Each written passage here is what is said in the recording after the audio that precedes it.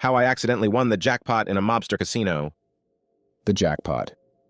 I wasn't supposed to win. I never should have been in Vegas. I was broke, down to my last $500 and desperate. Not skip lunch to save money, desperate, real desperate. Rent was past due, my car was one parking ticket away from being towed. And if I didn't find a way to make at least 10 grand by the end of the week, I was screwed.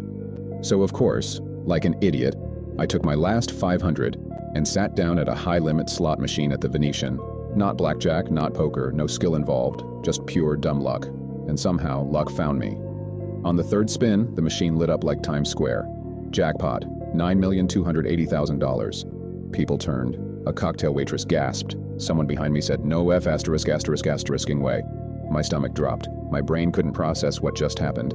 Then, the pit boss arrived. He was tall, built like a retired boxer, and way too calm for a guy about to hand me a check for $9 million.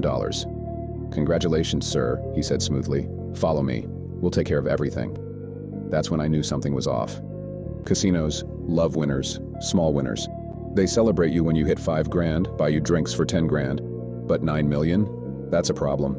They led me through a VIP hallway past security doors into a private lounge with leather seats and expensive bourbon I wasn't offered. Then I met Vincent Moretti. If you know Vegas, you know Moretti. He didn't just own this casino, he owned people.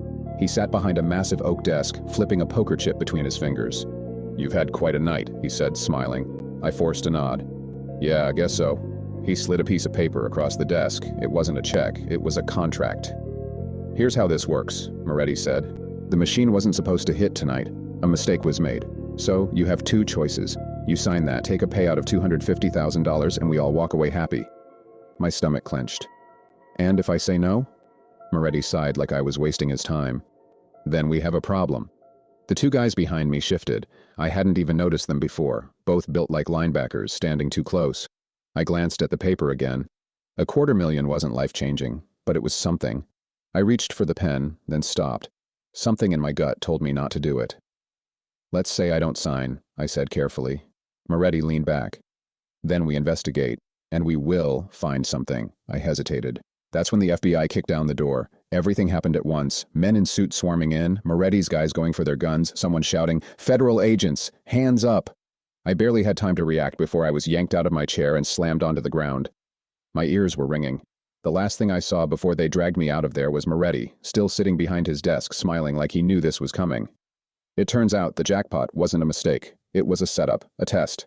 The feds had been building a case against Moretti for years. Money laundering, rigged games, worse things. They needed someone to trigger the payout on a machine they were already monitoring. Someone random. Someone desperate enough to